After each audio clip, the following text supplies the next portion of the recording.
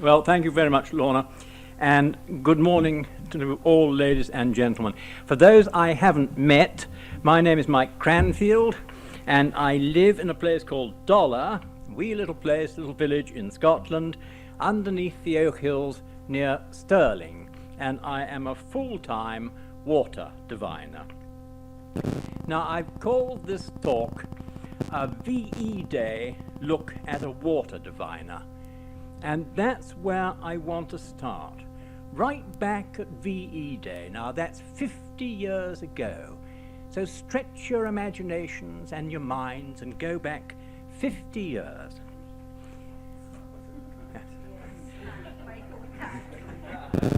Well, on April the 25th, 1945, I was flying a Halifax bomber from a base not so very far away from York here. And we were going to bomb the gun emplacements at Wangarooge on the coast of Holland. And there were about 200 aircraft, and it was a daylight op, and there was a fair amount of flak. And I can remember one thing about it: when we got near the target, the master bomber made the whole force orbit left. And you can imagine 200 or 300 aircraft at, say, 15,000 feet in the afternoon with a flak breaking amongst them all going round in a huge big circle. Well, we didn't know it then, but that was our last European operation of the war. And even so, we lost 7 aircraft on that op.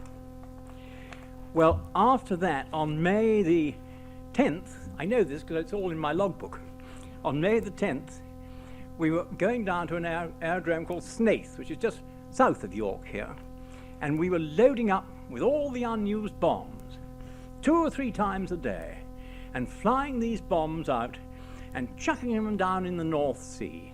Now all the ecologists may say, oh my goodness, how awful, but really we were so damn glad to get rid of the things, it was delightful.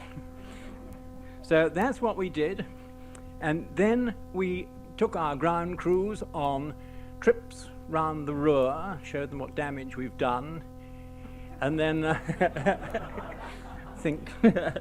and then after that we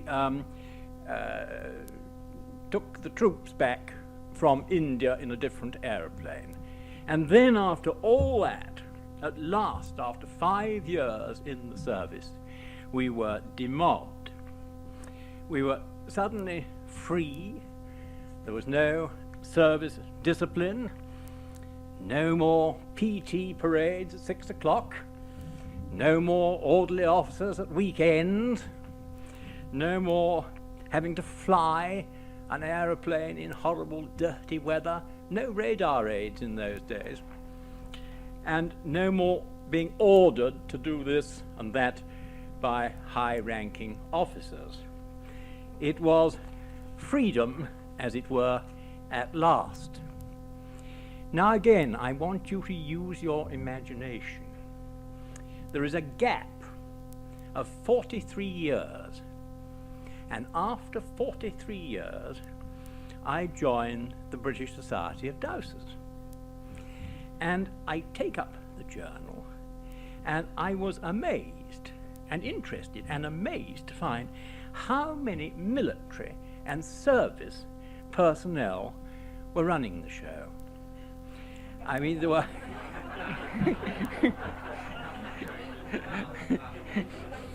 there were colonels galore, there was the odd wing commander, major generals, and that kind of thing.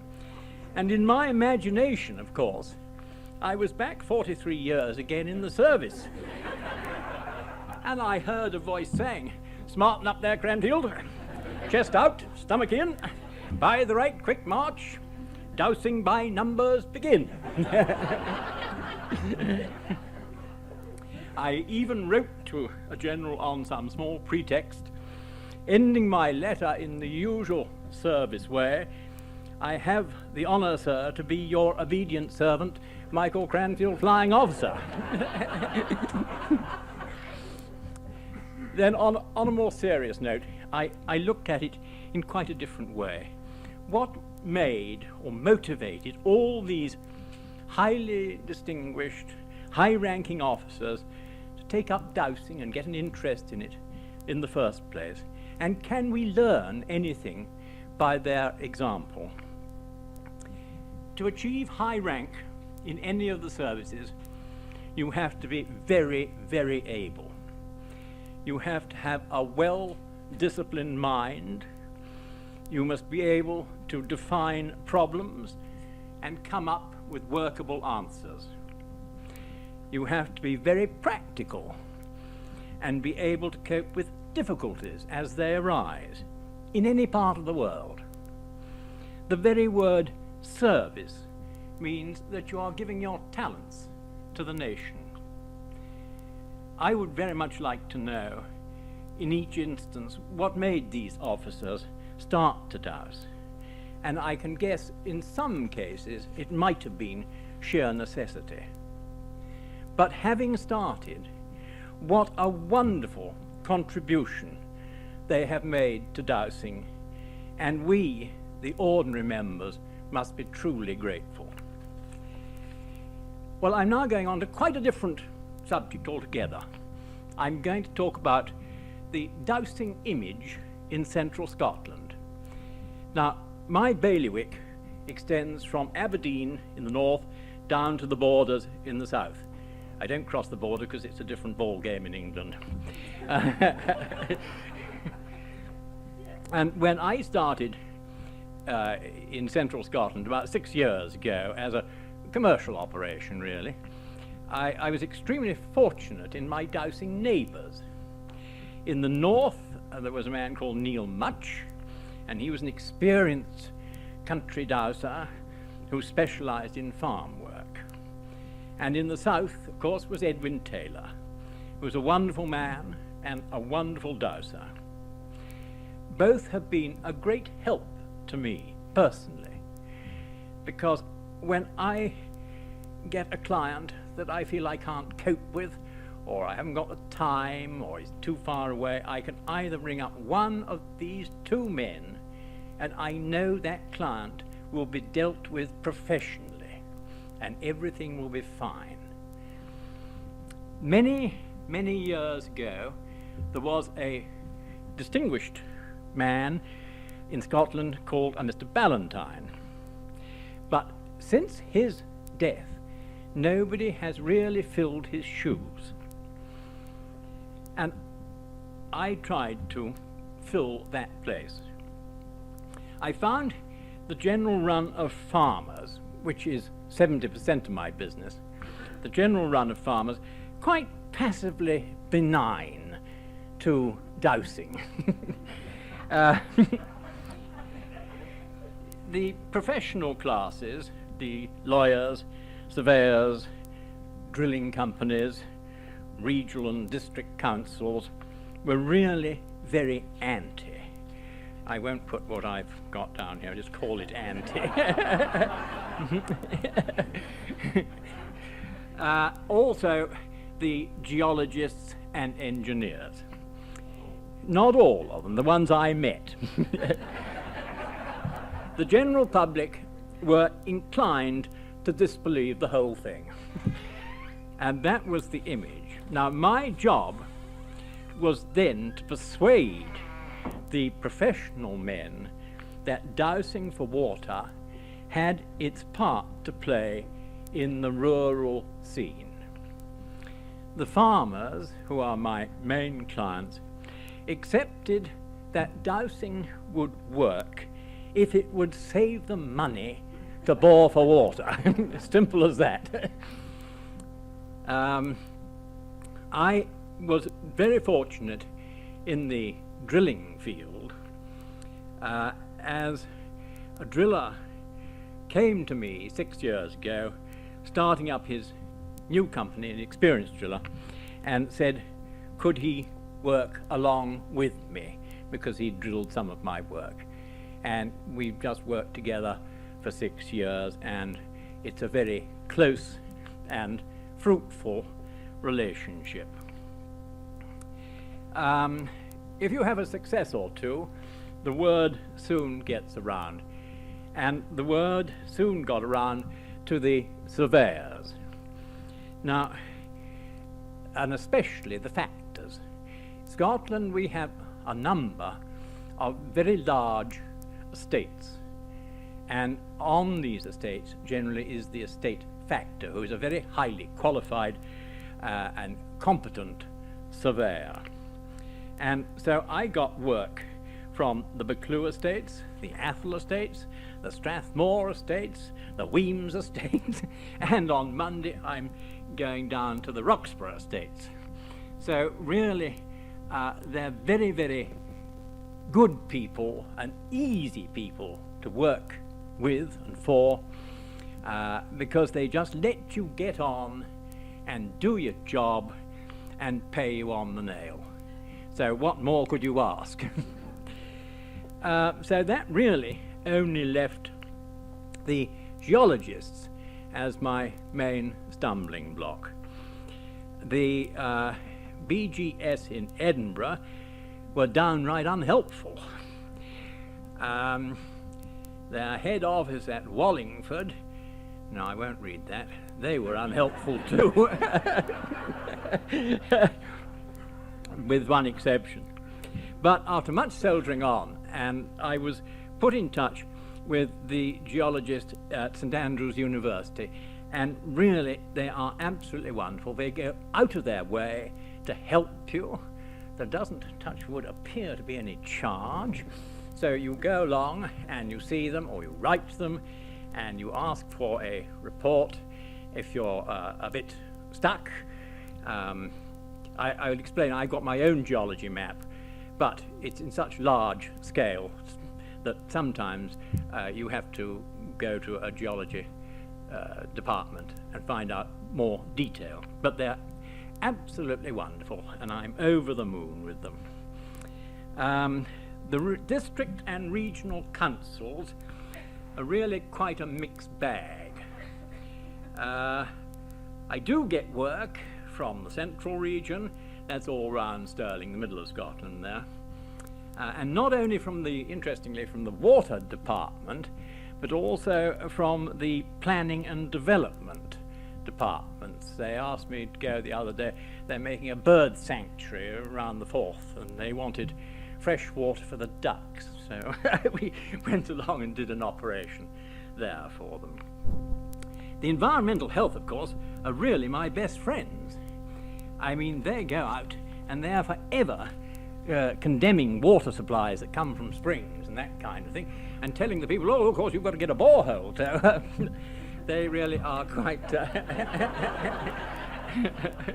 actually pays them to do that. I don't pay anybody anything. I really given up trying to state my case for dowsing to the scientists and the lawyers. They just don't want to know. So really, to sum up, I think serious water divining is accepted by the majority of people I meet, and the skepticism really doesn't present much of a problem in the part of the world where I work. One interesting last point. I notice now that at least 2 drilling companies now advertise as having a diviner. And if you've been, I don't know what your agricultural shows are down here, but we have one called the Royal Highland Show. And if you walk round there, it's quite extraordinary. There are 2 or 3 little notices, a water diviner. So the word is obviously getting around that it is quite a respectable occupation. Well, that's the dowsing image. Now, I'm going to have a word or two about our friends, the media. And yes, cheers. We've all got definite ideas about the media. Because I work and live in Scotland, all my remarks and stories must be born in that setting. Scotland is a lovely country for the water diviner to live and work in, because it's got a small population. It's only got 5 million, and 70 to 80% of my work is done with the farmers, who all seem to know one another and perhaps are related to one another. And my bailiwick, as I said before, is Aberdeen south to the border. So one of the problems when I started to do this job on a commercial basis was really to get myself known to people so that my services would be asked for. So this did mean some involvement with the media. Now, I'm not quite certain how it came about, but before long, one national newspaper gave me quite a realistic write-up. I think that was the Sunday Observer, I'm not quite certain now. But it was followed, you know, you get one in and all the rest sort of follow. I was got a bit in the London Times, the Sunday Times Scotland, the Sunday Post, the Daily Express, and this was followed by the local paper and, best of all, the Scottish Farmer. And I seem to remember the gentleman that came to do that had an insatiable thirst for whiskey, but still.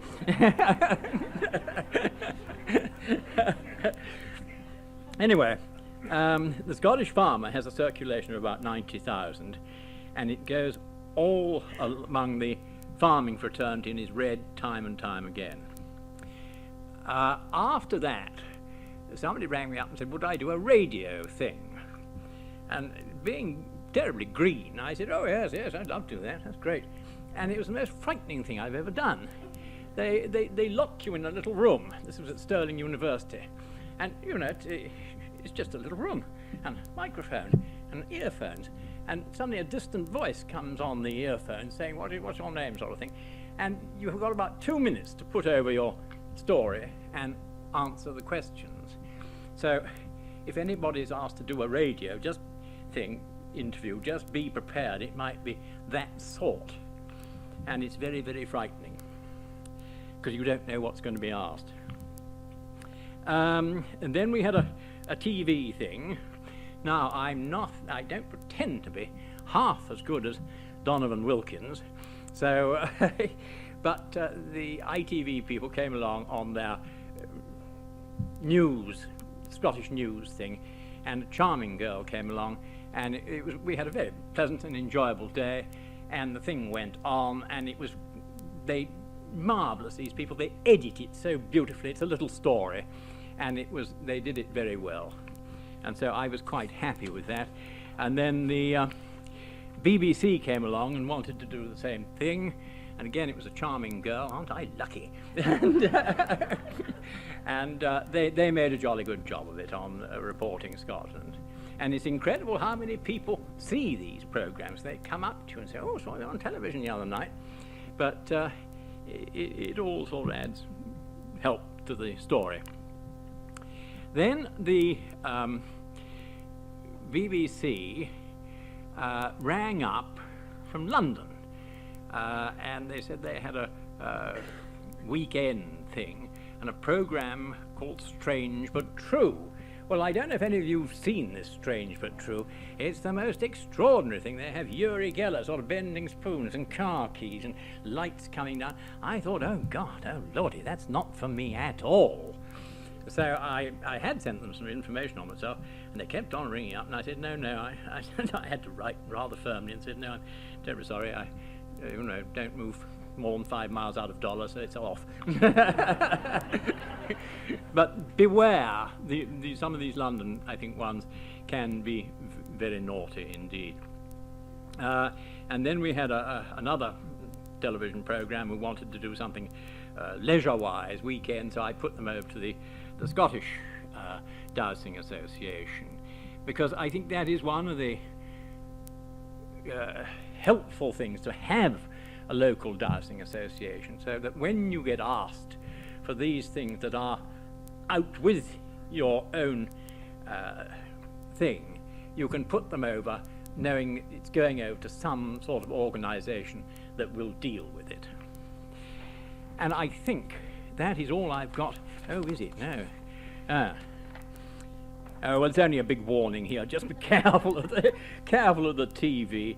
Incidentally, I'm still very friendly with the two journalists that gave me a write-up years ago, and I take them out to lunch and that sort of thing, and that's quite nice. Just a little hint. They're both ladies, of course. Well, I'm now going to talk very briefly, because this is all fairly brief, about how I work. For those that know Latin, it's called modus operandi. Now, every dowser has got his own particular method of working. That's one of the joys of the thing. You do your own thing. And I'm no exception. So while respecting everyone else, here is my own particular way. First of all, it's not Mike Cranfield going out and finding water. I am member of a team. And I do a particular job in that team. I have 2 drivers to drive me around the country because being old and creaky I can't get there under my own steam. Lady drivers, needless to say. This is becoming embarrassing. Anyway, these 2 ladies are farmers' daughters, which is absolutely fine. They steer me around the sort of heaps of dung and say, not over there, you know. So I've got those 2. They also help me interpret my map findings and do the pacings on the fields and things and mark the spot. And they also drive away the bull, which I'm very grateful. I work with a particular driller, as I've said. He now has 2 drilling rigs and 6 men to be kept going. So that's quite a thought. When a client wants water to be found, and I only deal with borehole water, I don't deal with anything else. I don't deal with springs or blind springs or whatever you call them, or any of that sort of thing. I just deal with borehole water because I've got to keep these chaps in work. I try and get particulars of the clients, and then I find them on the Ordnance Survey map. And then I transpose their coordinates on the Ordnance Survey map to the geology map. And then I can see roughly what's under them. And that is, that I have to make up my mind whether to call in the geology department at St Andrews or not. If there is a fair amount of ground to be surveyed, I then ask for a map, because I find now in practically all instances I won't go out to work without a map. So they send me this map. I say, please make it 1 in 2,500 as a minimum. Sometimes they do, sometimes they don't. And anyway, I have to get the thing blown up, and eventually, I don't know if you can see at the back, it ends up something like that. And then on this map, I sit down with my pendulum and I make a mark. I generally make 2, 3, perhaps 4 different places. So, if one doesn't work, you've got another 3. You then have to get your scale right, because you've blown up a map.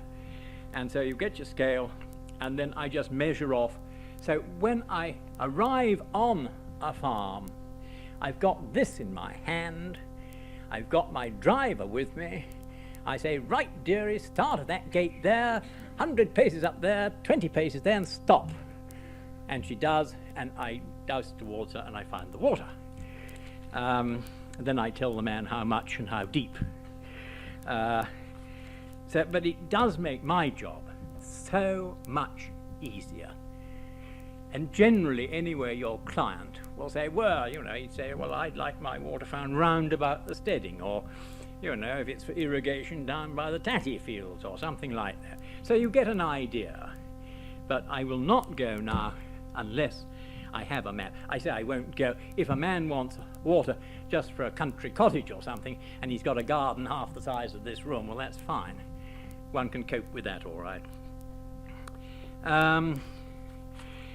If it's going to be a very big job and a lot of money involved, I tend to go and have a recce. The old service expression, time spent in reconnaissance is seldom wasted. And that is very, very true. And so, regardless of the cost or anything like that, it's well worth, I find, going down and having a poke round before I even start. I then douse the map, work out the scales. Yes, well, I've done all that, haven't I? I'm quite carried away. Now, I don't use anything like a witness or bishop's rule or anything complicated like that. I find that my hazel rod will tell me both the depth and the flow with reasonable accuracy. After all, my type of work, you know, if a man's got 150 cows and he wants water for that and a couple of cottages and a farmhouse, you know you've got to find him in between 400 and 600 gallons an hour. And if he gets a bit more, it's a bonus. But it's no good sort of saying, well, there's only 100 gallons an hour down there, because that's a waste of time. So I can do that, which is useful to everybody.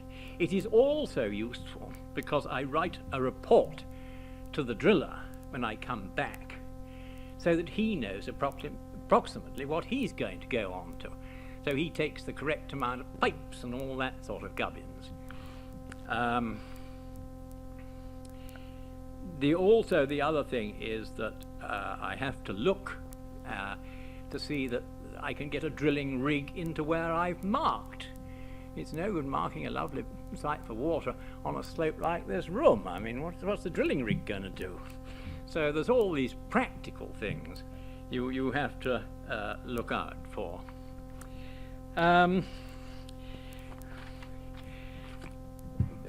Yes, we all work in a different way. My way, and I think it's approximately the same as Donovan's, I work with a hazel rod, a ruddy great hazel rod. There's no nonsense about the thing. It's there, but it's terribly physical, and it absolutely creases one after using this for a little time. The energies that come up through this hazel rod are fantastic. If you hold it really tight, it'll snap halfway a hazel rod as thick as my finger. And so, you know, you do get extremely tired, and therefore you are limited to how much you can do. I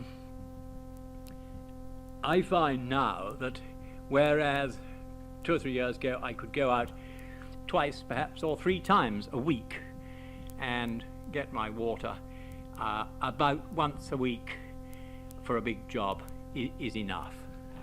So it's a terrible confession of failure perhaps, but never mind, I'm still going. The other thing is, people say, well, why don't you do something a bit simpler, you know, easier? Well, I can't. I've been dowsing since 1936, and you get sort of stuck in a rut, as it were, and you get used to what you're doing and happy with it. It's like if you're a golfer taking a number 5 iron, somebody says, well, take a wood instead. I mean, you know, it's just as simple as that. Well, I think I haven't taken up very much of your time. I haven't got much more to say. I'm going to go off script for one moment. I'm coming back to the services. I was picking raspberries in a field near Dollar the other day, and a good lady came along who I knew, who was Mrs. Stewart. Now, Mrs. Stewart's father was Air Marshal Sir Ralph Cochrane, and if you've ever heard of the Dam Busters, he was in charge of all that lot. And when he was old, he went to live with his daughter. And in talking, she said, where are you going? I said, well, I'm going down to, you know, talk about dowsing to people. And she said, well, you know, my father, when he was old, did nothing but except walk about dowsing. He cut hedgerow, hazel from the hedgerows, bent wires, and so there you are, another serviceman, distinguished serviceman.